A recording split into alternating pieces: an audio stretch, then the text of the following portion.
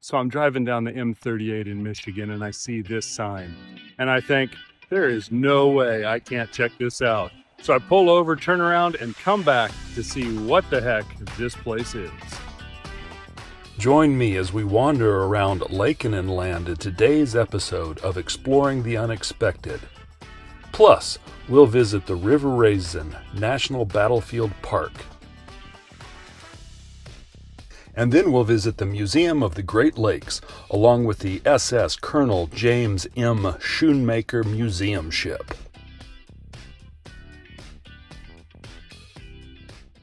Tucked away off of Highway 28, just outside of Marquette, Michigan, lies Lakenenland, a quirky and captivating roadside attraction that feels like a journey through the mind of a crazy creative genius. This free, open-air sculpture park is the brainchild of Tom Laikinen, a former construction worker turned metal artist who transformed his love for welding into an unforgettable artistic legacy. Laikinen spent years working in the iron and construction industries, but his true passion emerged when he quit drinking and, rather than going to the pub, started crafting sculptures from discarded metal. What began as a hobby, shaping whimsical, thought-provoking figures from rusted steel and placing them in his home's yard, soon evolved into a sprawling collection of well over 100 massive sculptures, each telling its own unique story, and of course, on a much larger piece of property. Walking or driving through Lakenenland's winding trails, we are greeted by a blend of humor, political satire, and environmental commentary. Laikinen's work is raw, unfiltered, and deeply personal, often inspired by his blue-collar background and a deep respect for the Upper Peninsula's rugged beauty. I chose to walk, not knowing just how vast the property is or how many sculptures I would see. I spent well over an hour just wandering the property, snapping pictures, and admiring his work. But Lakenenland is more than just an art exhibit, it's an experience. You can explore at your own pace, enjoy the free picnic areas, and it's even more popular in the wintertime when snowmobilers visit and warm up by bonfires.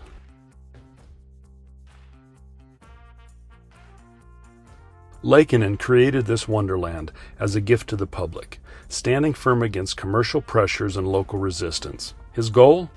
To inspire creativity, provoke thought, and remind people that art doesn't have to be locked away. He wanted his to be free, open, and enjoyed by everyone. It was a bit of a bummer to roll out of Marquette as quickly as I did, but with so many things to do there, I knew I'd be back in the future to explore in more detail. A beach caught my eye as I was driving, and I decided to have a few moments walking on the sand and just admiring Lake Superior once again before I headed to explore the Bay Furnace. The settlement of Otana sprung up during the American industrial expansion in the early 1870s on the shore of this protected bay. Ships would unload raw iron on a dock that stretched out 1,200 feet. The raw iron would be loaded into this furnace, which would be heated to almost 3,000 degrees Fahrenheit and fueled by locally harvested hardwood and charcoal. The raw iron melted and flowed through channels into sand molds where it hardened into iron bars. These bars were called pigs because the rows of channels and bars resembled suckling piglets lying next to their mother. Over 20 tons of pigs were produced every single day. The entire settlement was destroyed by fire in 1877, and the furnace is all that survived of the settlement. In 1992, the Forest Service completed a partial restoration and stabilization of the site, adding a trail and interpretive signs to help visitors understand its history. Visiting Minnesota, Wisconsin, and Michigan, and visiting all these sites related to iron manufacturing has really given me a deeper understanding and respect for how much impact this part of the country had on the growth of the United States during the industrial period and all the way through World War II. All that's left of that massive 1,200-foot dock that used to unload ton after ton of raw iron are these timbers you can see right here at the water's edge.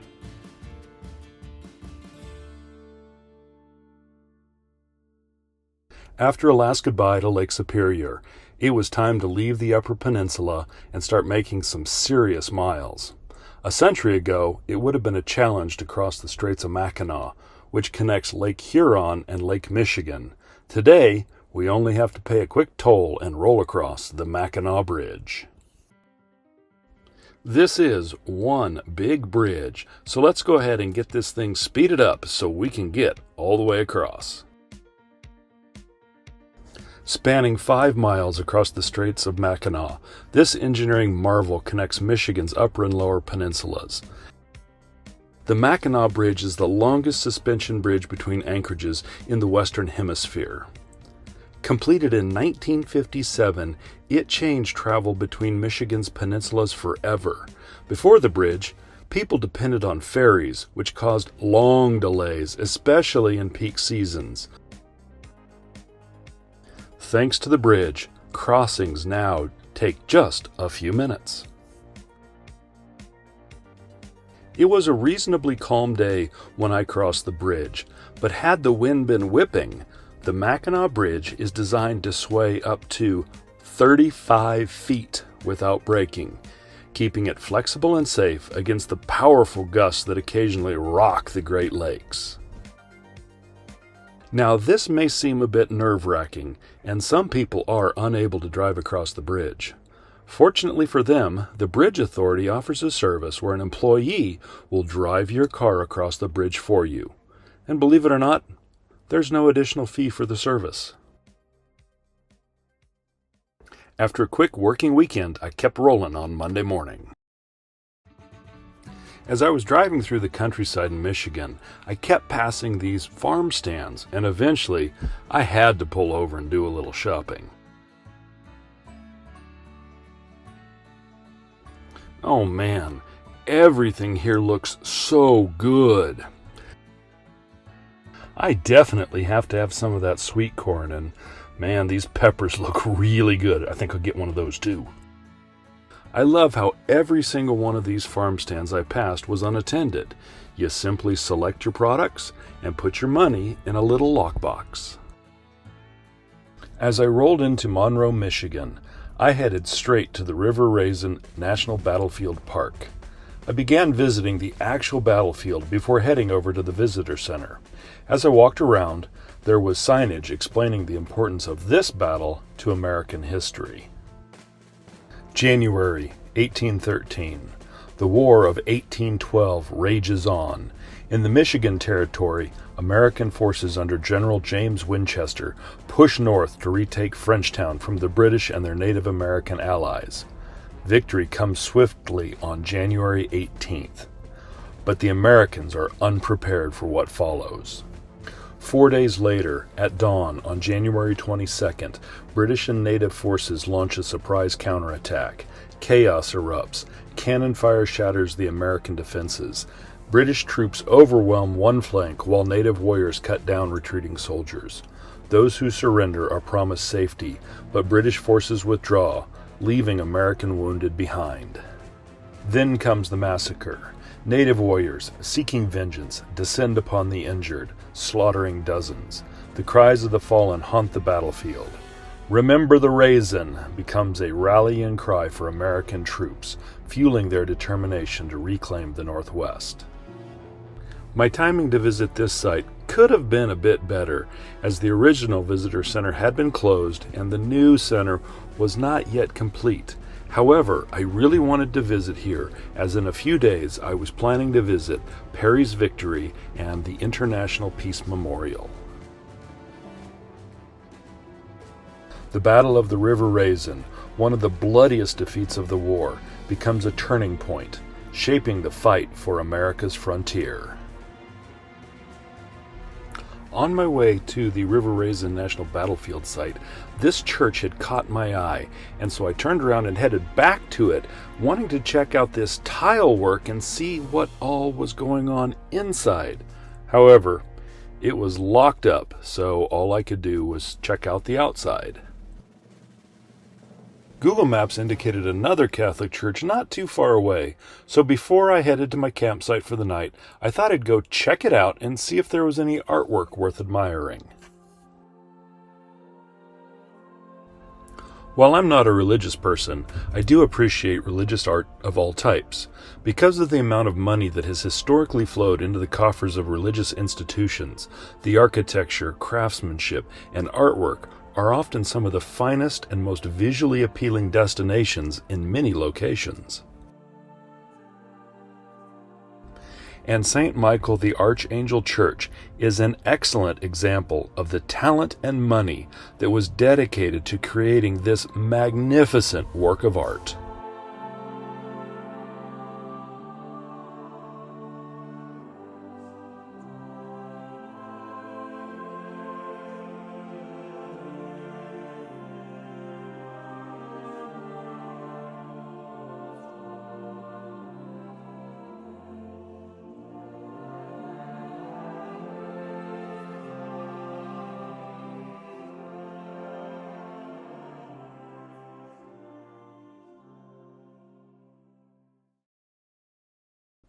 After a full day of driving and playing tourist, I decided I needed a little more time on the water.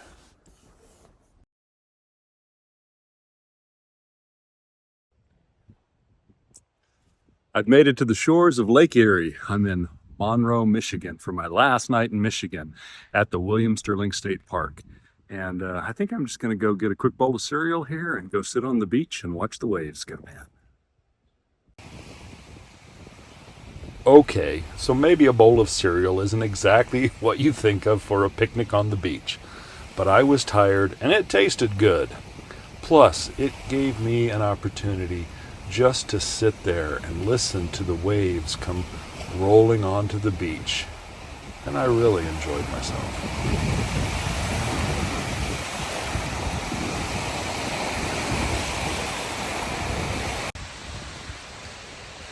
It's a beautiful morning here at Sterling State Park in Michigan, but it will be my last few hours in Michigan as I am now taking off and heading to Toledo. And heading straight to the National Museum of the Great Lakes. After we've spent some time in the museum, we're going to be heading over to the Colonel James A. Schoonmaker Museum ship and wander all around this huge freighter.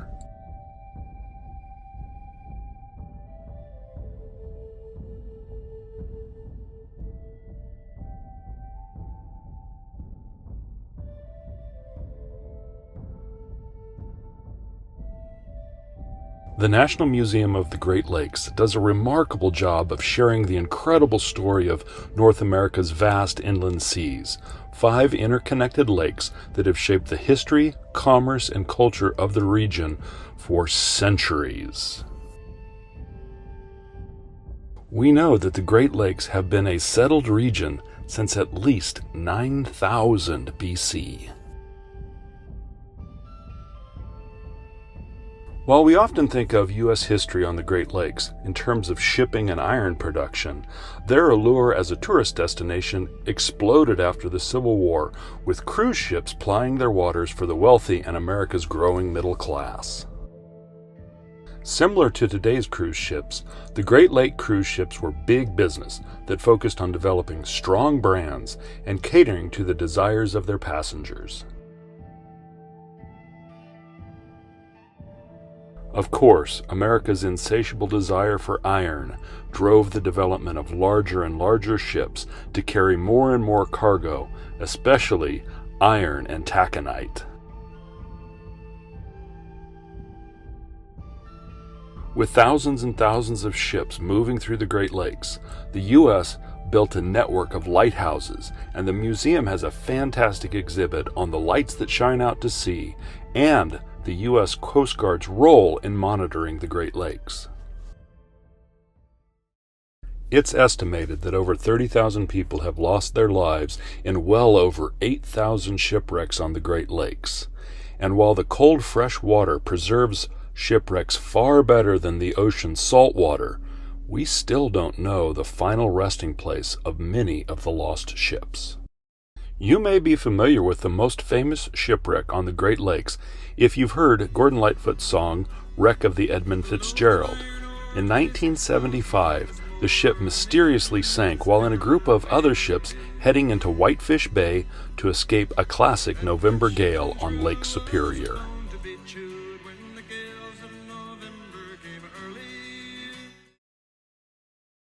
After learning so much about the Great Lakes, I was ready to hop aboard one of the massive vessels that called these waters home.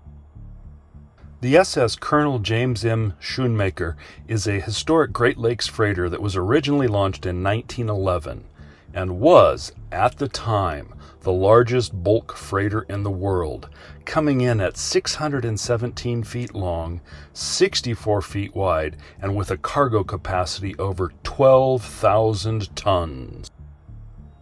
The ship was named after Colonel Schoonmaker, a decorated Civil War veteran who was awarded the Medal of Honor and went on to become a prominent businessman. Now that we've come aboard, we're going to follow the yellow arrows that are going to take us on a complete tour of this massive vessel.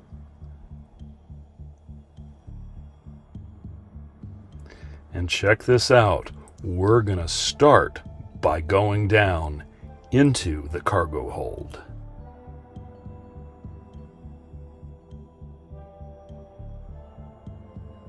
Of course, they've built a platform. You don't have to go all the way to the bottom of the cargo hold, but this is just one of the holds on this ship, and it is absolutely massive. Loading the ship was a relatively straightforward affair. Taconite, or iron, was dumped into the hold from multiple openings above. However, unloading these monsters was a totally different challenge. Small bulldozers would have to be lowered into these cargo holds to help push the taconite into the huge buckets that pulled the cargo out onto the dock. Of course, today, ships have auto unloading systems. After letting our eyes adjust back to the sunlight, the arrows direct us to head to the back of the ship, so let's go see what's back there.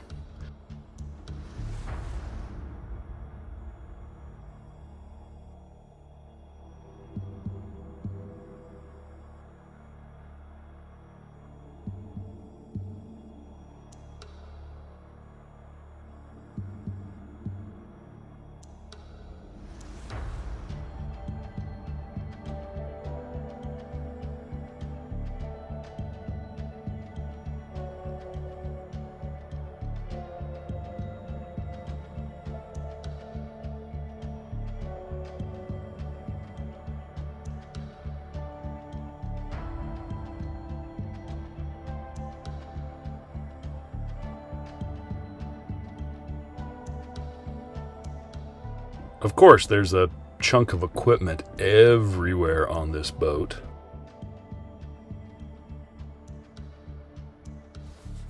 Cool, here's the first engineer's cabin. I think his bed might actually be a little bit bigger than the bed that's in my trailer.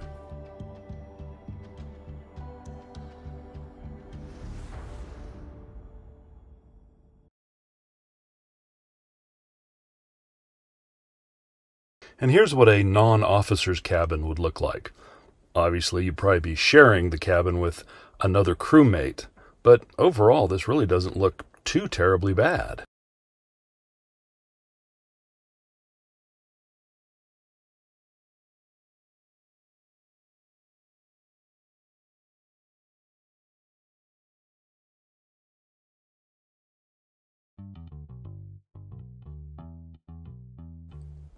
And now, it's time to check out the dining room, which of course is where the crew ate.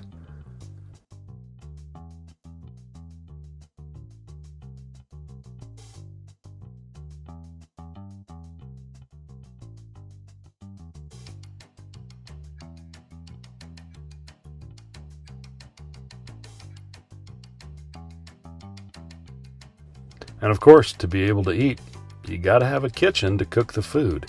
And check this out. This is actually a really, really nice commercial kitchen.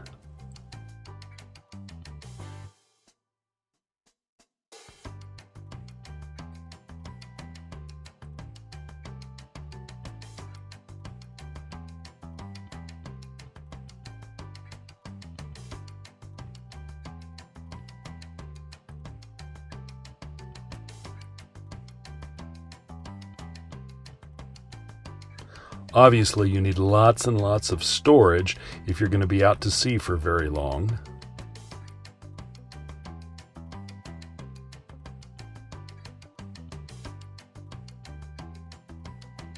And if you just happen to be lucky enough to be one of the officers, your dining room looked slightly different.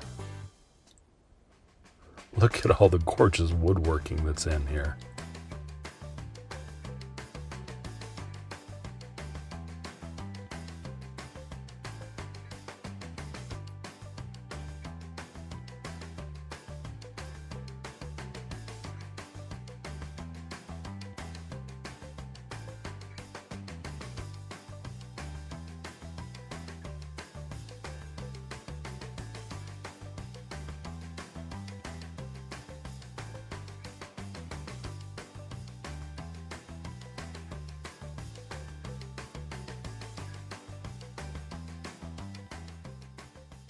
This is the cabin for the number 2 cook, not the guy in charge, but the one who's taking orders and doing whatever the chief steward tells him to do.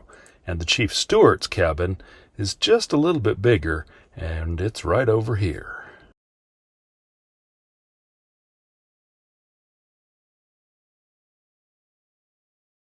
The chief steward has an exterior door, and we're going to head on out that door and see where the little yellow arrows take us.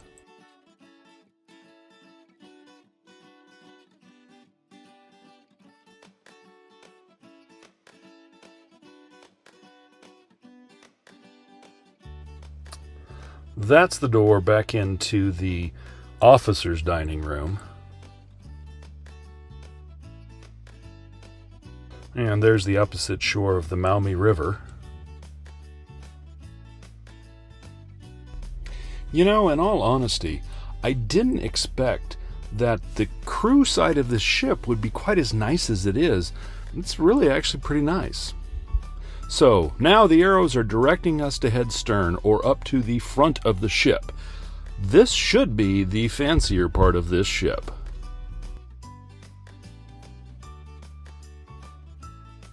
Okay, let's put a little hustle on. This is one long ship, and walking from one end of it to the other, you can really feel how big this thing would be. And honestly, if you're out at sea when there's a storm, it'd be really nervous walking this direction. You may have noticed that I've got this ship all to myself, which turned out to be really cool for me. There was really only one person on the ship while I was there, this gentleman, who was actually a volunteer of the museum. So, in essence, I had the ship to myself, and any questions I had, I went and asked him, and just enjoyed myself. Okay, seriously, did you expect floor-to-ceiling wood paneling on a freighter? People would often book passage on the freighters to get across the Great Lakes. Plus, the owner of the ship occasionally came aboard with guests.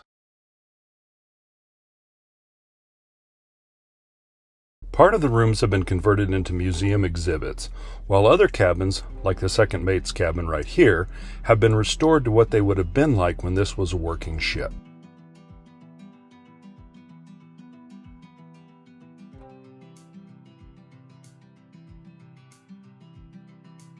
Oh no, I think there might be a ghost moving through that mirror. Honestly, that is not the worst idea for a shower head, to be able to move it around and put it up even higher if you're tall. I like that.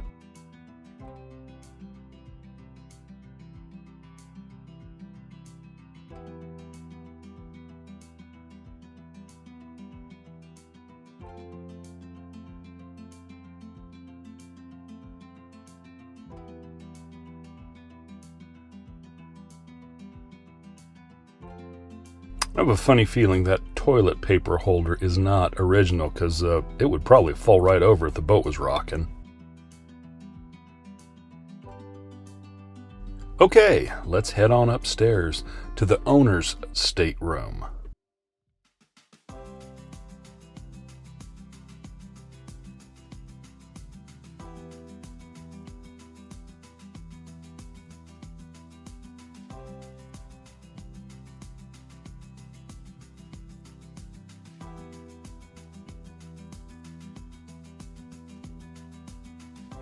This stateroom was often occupied by Colonel Schoonmaker and occasionally by Andrew Carnegie.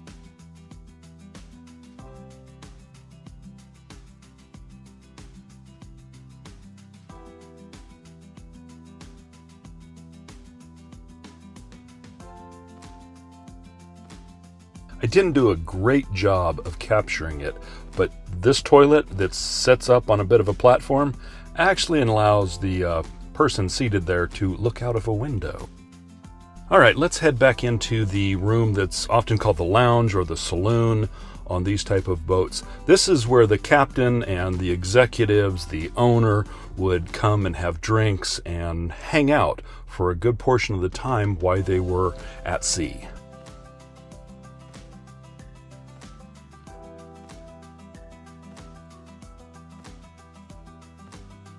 Let's head on into the captain's quarters now. He has multiple rooms, including this absolutely beautiful office. I mean, seriously, when you look out into the water and you see a cargo ship or a freighter, you just don't think that inside of it might be absolutely gorgeous rooms that look like they belong, well, they kind of look like they belong in a mansion.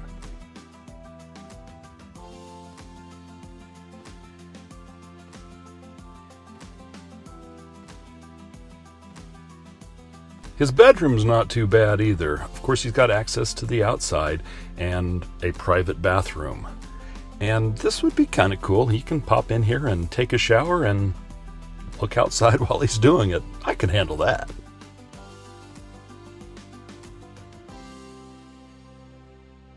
Okay, let's head on out of the captain's bedroom and see where those little yellow arrows take us next.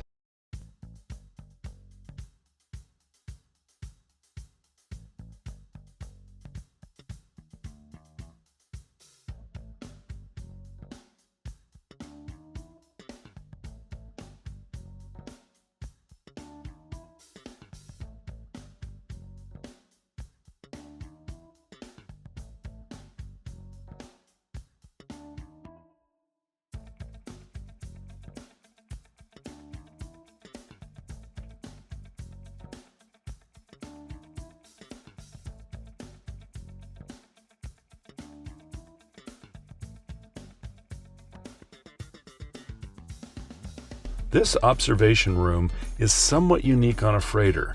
Because the owner and his guests were often on board or other passengers, this ship was designed with a place for them to come and to have a 360-degree view as they sailed.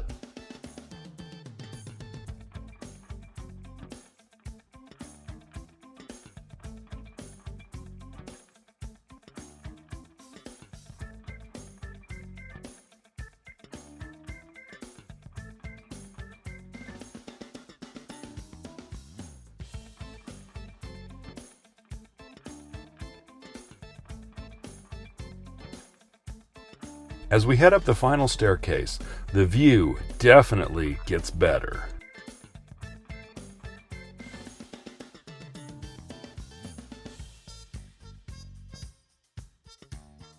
There's downtown Toledo in the distance.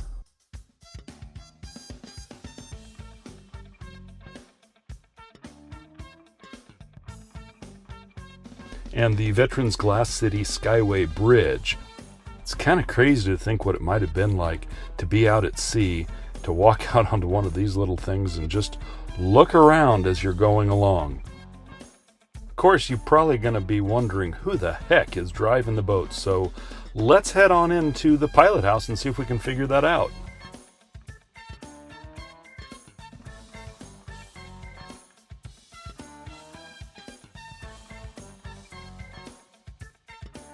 When the Schoonmaker launched, this was one of the most advanced pilot houses ever. It had the first wireless telegraph, the first dual steering gear system, the first general alarm system, the first intership communication system, and the first engine direction indicator. This amazing ship had the height of luxury and the most state-of-the-art equipment available at the time.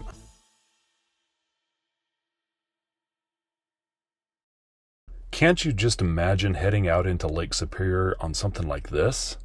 Of course, the owners and many of the guests that were on board loved the trip. It was not just an adventure for them, but was also an experience to move across the water with a cargo hold full of what would turn into money. We still had one more question. Who was it that was driving this ship? Oh no! Man the lifeboats quickly! I look forward to seeing you on the next episode of Exploring the Unexpected, where we'll spend a day on South Bass Island to visit Perry's Victory and International Peace Memorial, along with some wineries, local restaurants, and a cave.